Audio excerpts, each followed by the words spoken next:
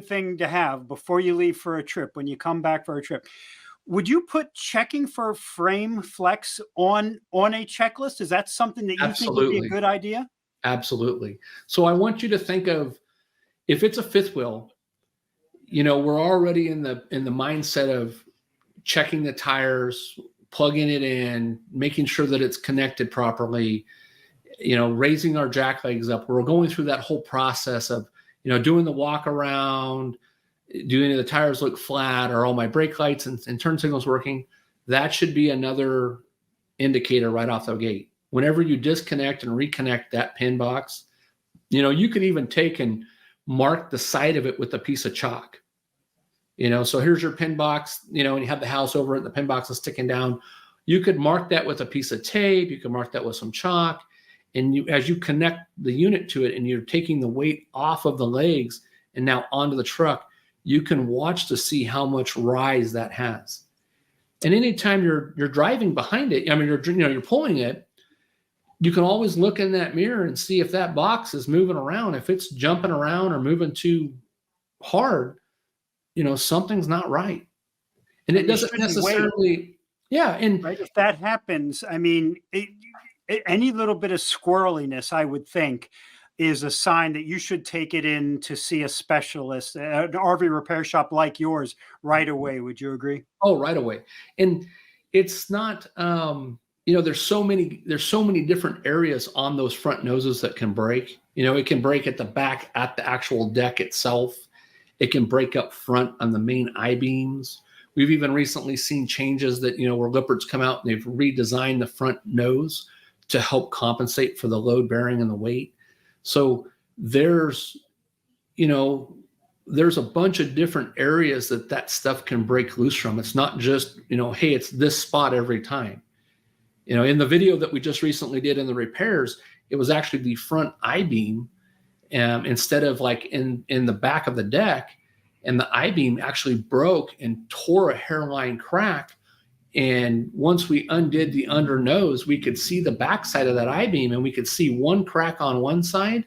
But until we removed the front cap, we couldn't see that both sides were broken on the opposite side, because it's a box too. Right.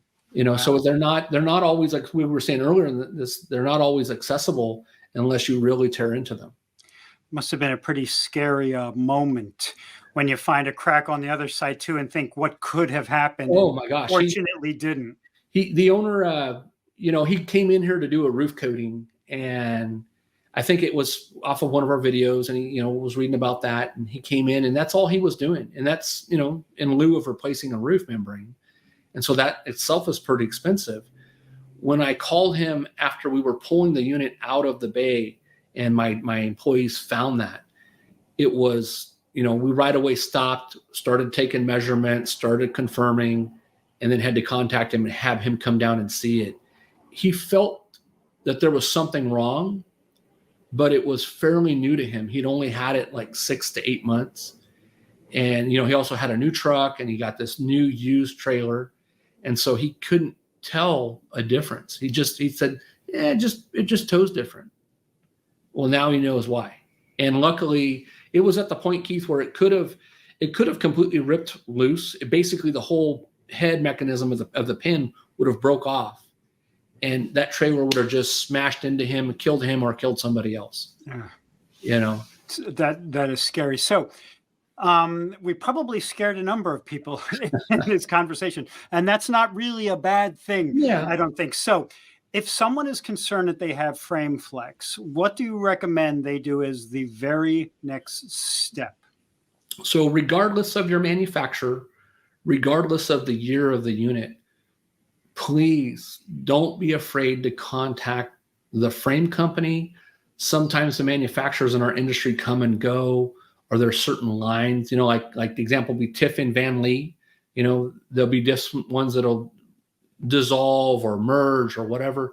Don't be afraid of getting hold of any of the parties involved, but make sure you check with both of them. So if you feel like you have this frame flex issue, even if you're out of the warranty, and a lot of times the frames are underneath a 5-year warranty, but again, reach out to those companies, because let's say it's 7, 8 years old, 10 years old.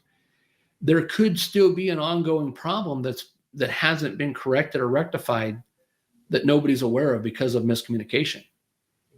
People, like you said, people may be paying for stuff out of pocket, getting these repairs done. The insurance may be involved, and they, something led the insurance company to go ahead and cover it. And so all those places are not communicating back. But if you have that problem, make sure you find a shop that is familiar with how to identify it, how to repair it. You can always call the manufacturers of the frame companies and see if they can defer you to a shop that's familiar with it, or even the same thing, the manufacturers, they'll know if somebody now, is capable of doing it. And you'll find this out there. They're far and few in between. It's just not something that's